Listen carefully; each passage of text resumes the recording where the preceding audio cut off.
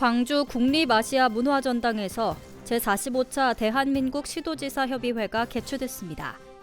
이번 총회에서는 코로나19 극복을 위한 추진 상황 점검과 향후 과제, 제21대 국회 지방분권 관련 입법 추진 계획, 2단계 재정분권 추진과 대응 등의 현안을 논의했습니다.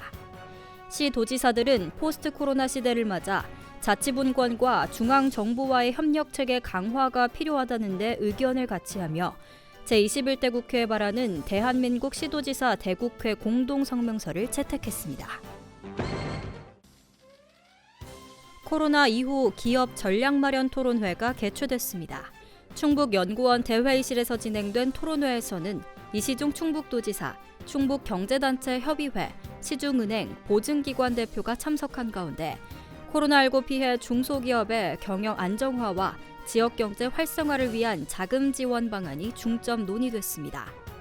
아울러 포스트 코로나 대비 산업환경 변화 및 기업 대응 전략 전문가 특강이 진행됐습니다. 충청북도는 앞으로 지역경제 회복 대책을 단계별로 마련해 포스트 코로나의 변화에 적극 대비한다는 방침입니다.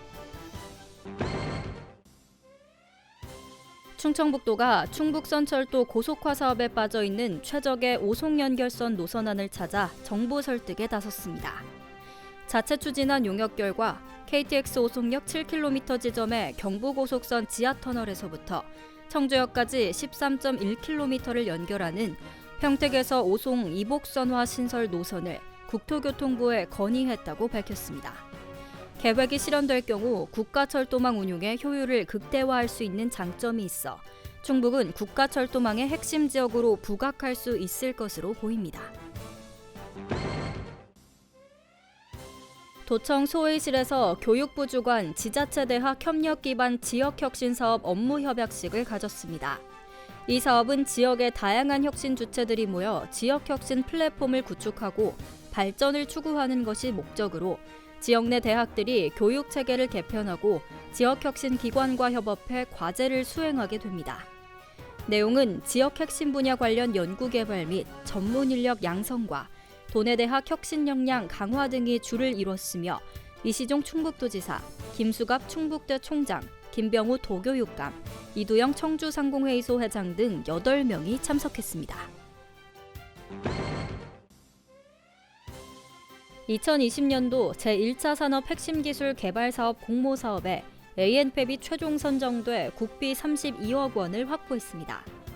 산업통상자원부가 공모한 이 사업은 세계산업 분야 6개 세부 사업으로 나누어 선정하는데 ANPEB은 바이오 산업 분야 중 3차원 가상구조, 분자 모델링 기반 개량형 펩티 도미메틱 화장품 개발 사업이 선정돼 총 32억 원의 연구 자금을 확보했습니다. 앞으로 이 기법을 활용해 새로운 개량형 펩타이드 화장품 원료 사업화를 진행할 계획입니다. 알림마당입니다. 청주 오창에 건립될 다목적 방사광 가속기에 대한 자료가 만들어져 충북 도내 초중고등학교 교육에 활용됩니다. 교육청은 방사광 가속기의 개념과 원리, 주요 장치에 대한 설명, 4세대 방사광 가속기의 특징과 활용 분야 등에 대한 자료를 만들어 학교 물리와 생물 등 과학교과에서 활용할 수 있도록 했습니다. 청주시가 어린이집 개원에 대비해 코로나19 방역 물품을 긴급 지원합니다.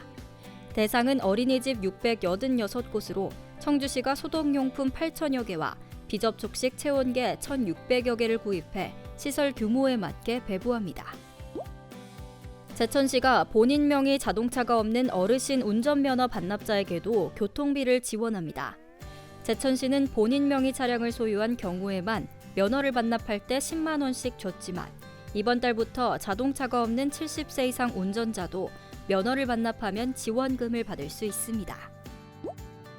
옥천군의회가 올해로 종료되는 농업 분야 조세 감면 제도를 연장해달라는 내용의 건의안을 채택했습니다.